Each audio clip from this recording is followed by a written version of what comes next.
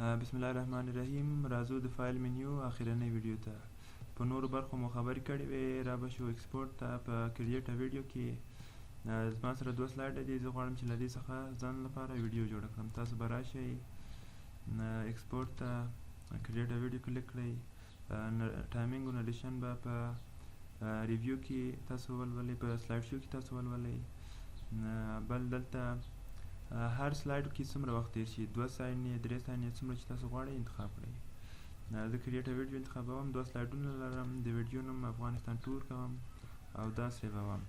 کله چې دا پروسه ترسره شوه زموږ لپاره به یوه ویډیو جوړه شي چې 4 ثانیې به وخت نیسي.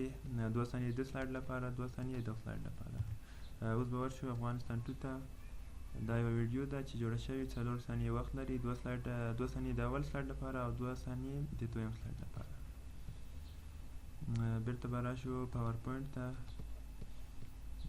بل به راشو ایکسپورټ پاکیج سی ډي. تاسو که غواړئ چې ستاسو پریزنټیشن سی ډي ته رایټ شي، سی ډي مو کمپیوټر ته واچوئ، بیا راشئ دلته او کاپي ټو سی ډي انتخاب کړئ. ستاسو پریزنټیشن به سی ډي ته ټول رایټ شي. او که تاسو غواړئ چې هاند اوټ یا ورډ ته یې کاپي کړئ، که غواړئ چې ستاسو سلایډونه ورډ ته کاپي شي، راشئ دا ځای انتخاب کړئ. زه به اول د ورډ پروګرام بند کړم. راشئ له دې ځای څخه یو شکل انتخاب کړئ او هغه به تبدیل شي. نوټس نیکسټ ټو سلایډ. اول به نوټ راشي، اول به سلایډ راشي، ترڅنګ به یې نوټ راشي. بلینک لاینز نیکسټ ټو سلایډ. اول به سلایډونه وي، بیا به خالي ځایونه وي. اول به سلایډ وي، بیا لاندې به یې نوټ وي، او یا سلایډ به وي لاندې به یې خالي ځای وي. زه دا به انتخاب کړم. کله چې دا اوکې کړم تاسو به وینئ چې اول به سلایډ وي، لاندې به یې خالي ځایونه وي. تاسو وینئ چې دا سلایډ نمبر ده او سلایډ ده او سلایډ لاندې خالي ځای موجود ده. ورډ پروګرام به بیا بند کړم. تاسو به بیا راشئ پاورپوینټ ته. په نورو برخو به هم کار وکړئ، مثلا کریټ اوټلاین اونلی ته نه، عنوانونه به راشي لکه موږ په پرنټ چې ویلی وو.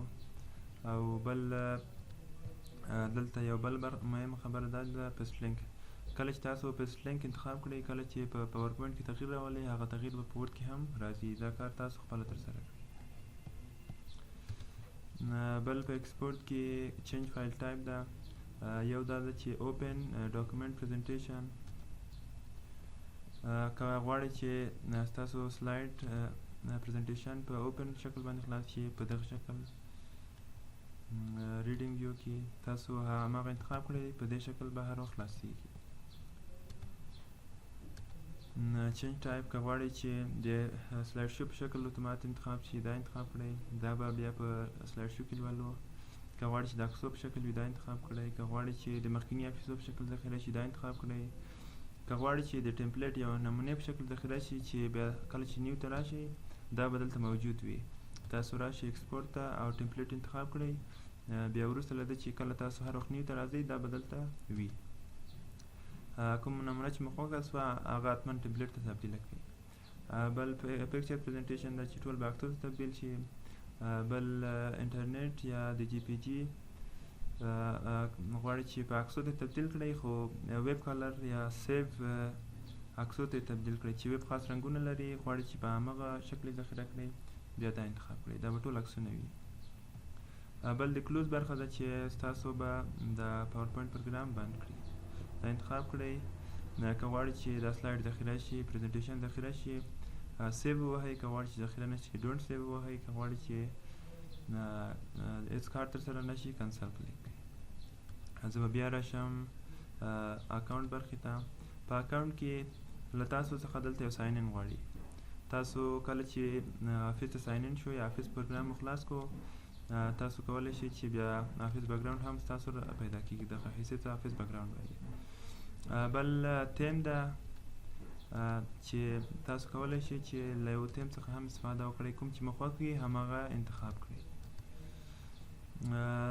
بل د آپشن برخه ده. په آپشن کې آپشن برخه به تاسو ته په کله چې ټول درسونه خلاص شو بیا به د آپشن برخې څخه زه تاسو لپاره ویډیو جوړه کړم، ځکه چې دلته ډېر خبرې دي چې تاسو نه ورباندې پوهېږئ. مثلا انیمیشن ده، ټیبل ده، پیج سټایل دی.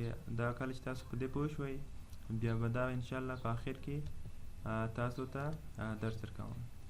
دا چې د فایل منیو وخت زیات ونیوئ دا په دې معنا ده چې دا ډېر مهمه برخه وه.